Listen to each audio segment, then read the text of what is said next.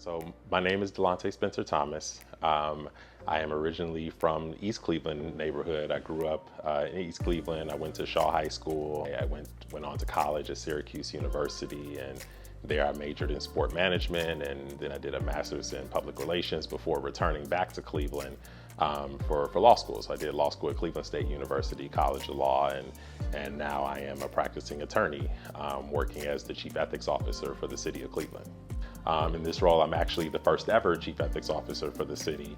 For the city, I essentially am building an ethics and compliance program across the city. So I'm advising and counseling not just the mayor, but all city employees on all things conflicts of interest.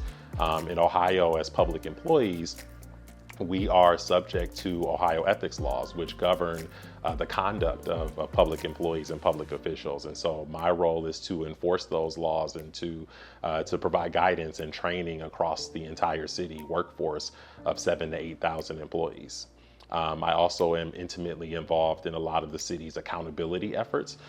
So that includes police accountability as well. And so, for those who are not familiar, the City of Cleveland has been under a consent decree since 2015, looking into, police practices or a pattern of police practices. So I've been intimately involved in helping to build and engage in that space as well. So the Norman S. Minor Bar Association was founded in 1980 as the first full-fledged Black bar association in Cleveland, Northeast Ohio. So it originally was formed from 4 different legal professional groups that all came together to create the Bar Association. And it was named after Norman Selby Minor. Norman S. Minor was a prominent criminal trial lawyer. He was actually known as the Dean of Trial Lawyers. So he practiced law from 1927 through the 1960s and was known for his work as a county prosecutor. He was actually Cuyahoga County's first Black assistant prosecutor, and also did criminal defense work as well. The Norman S. Minor Bar Association is to promote the administration of justice, to increase diversity in the legal community, but also to protect the community as well.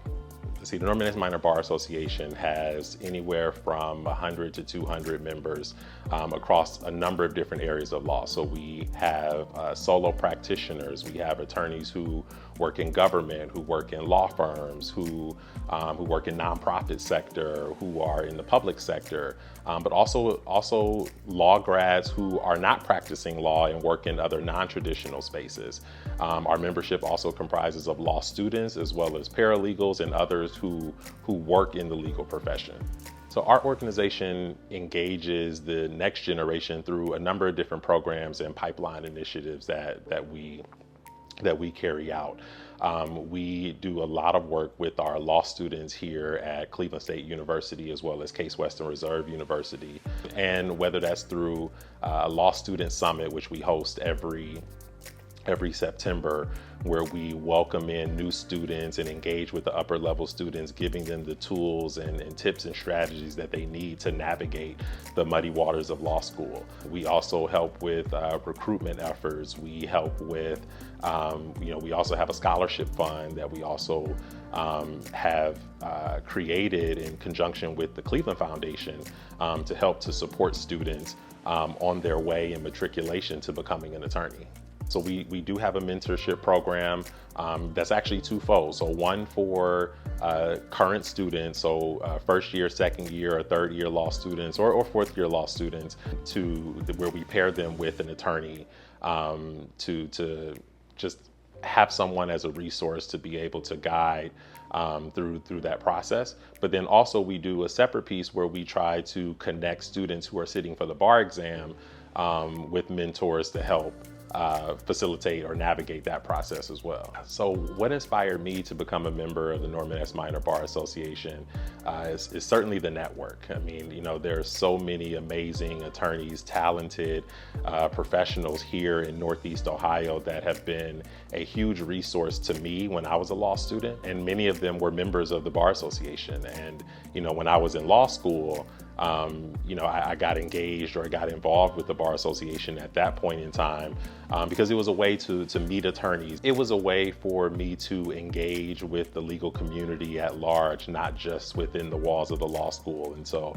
and it was great to find other attorneys or to find people in the legal profession who looked like me, who had experiences similar to those that I had. And it was really a way for me to find comfort and to find a home and community, especially coming back to Cleveland.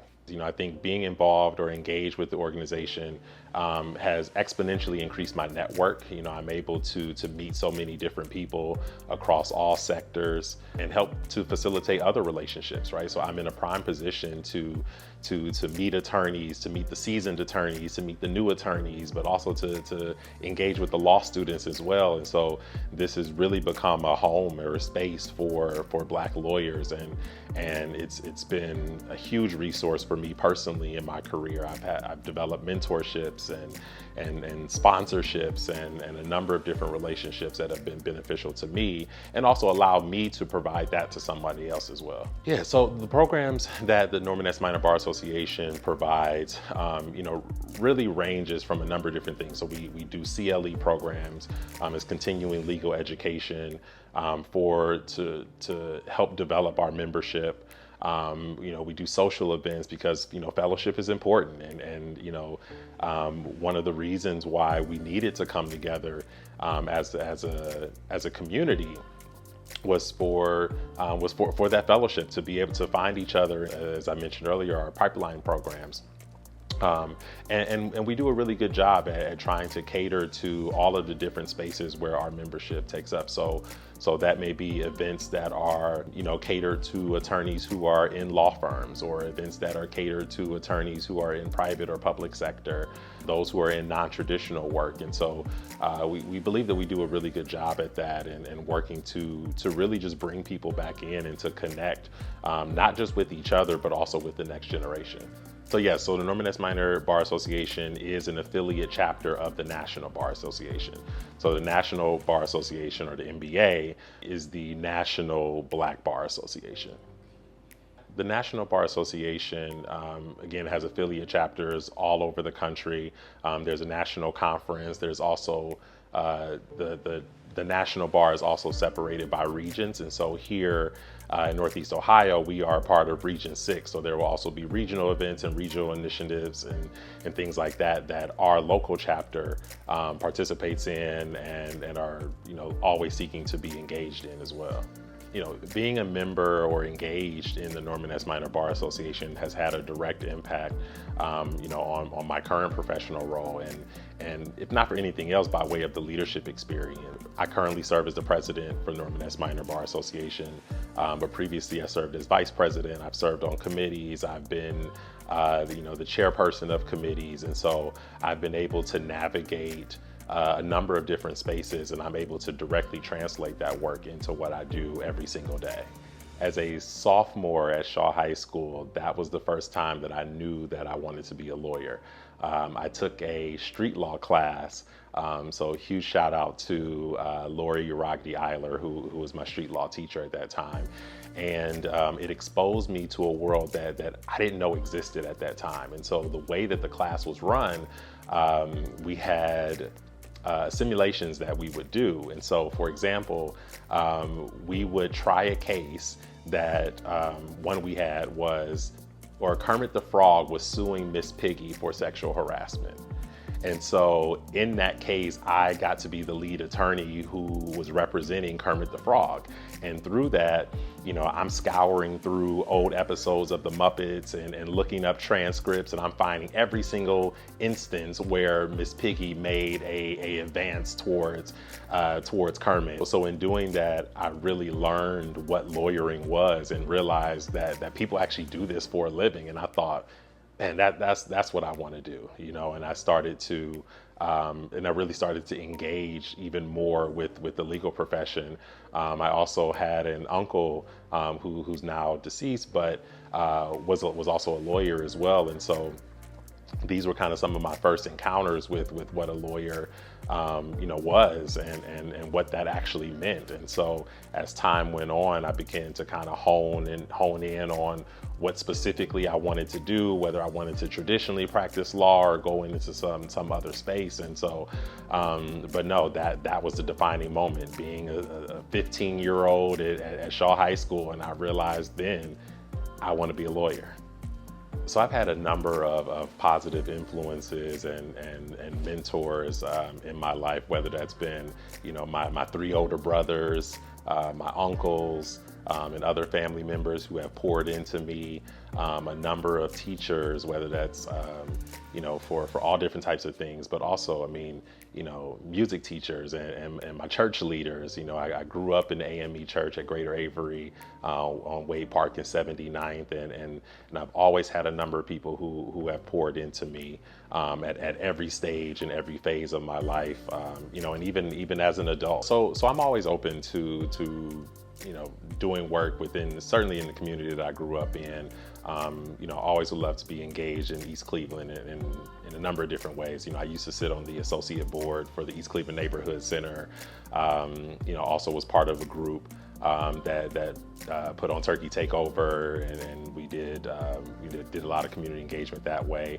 I also was involved in the 3 Rs program through the Cleveland Metropolitan Bar Association, where through that program, we worked specifically with schools in CMSD, but also in East Cleveland as well, which, fun fact, I wouldn't do the program unless I was put in Shaw High School, because I felt like that was important, that students needed to see someone who sat in these exact same seats, who walked these exact same streets and lived in this neighborhood, that's been able to do a number of great things and been able to make a lot of great opportunities despite limited circumstances. And so that's always a passion of mine, and always looking forward to continued engagement in that way.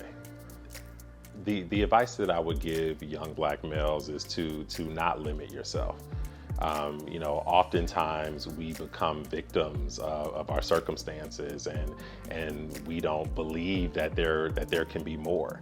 I was raised by my grandmother and by herself, and there wasn't extra money to send me to college and to send me to grad school or to law school, and just with a little perseverance and determination was able to find a way forward, to be curious. I like to think that's one of the things that I've always been really good at, is just being curious, asking questions, wanting to know more, wanting to know why, not accepting no as an answer. And through that, you get to break barriers that you didn't think were even possible. So, I think that the African American Cultural Gardens can really be a space for our community, a space to gather, to be able to promote and celebrate each other. One of the events that I, along with my sister, through our company LMP Solutions, have hosted in the University Circle. Yeah, so my sister and I, we've been hosting the High Garden Experience since 2019, and the focus or the goal of the event has been to bring together Black creatives, Black professionals, not just in the Cleveland area, but at large. We have people who come into the city every single year for the event. Earlier this year in 2024, we had upwards of 300 attendees that come from all over to celebrate Black culture, and so events like that I could see us hosting in the cultural gardens would be an amazing send-off.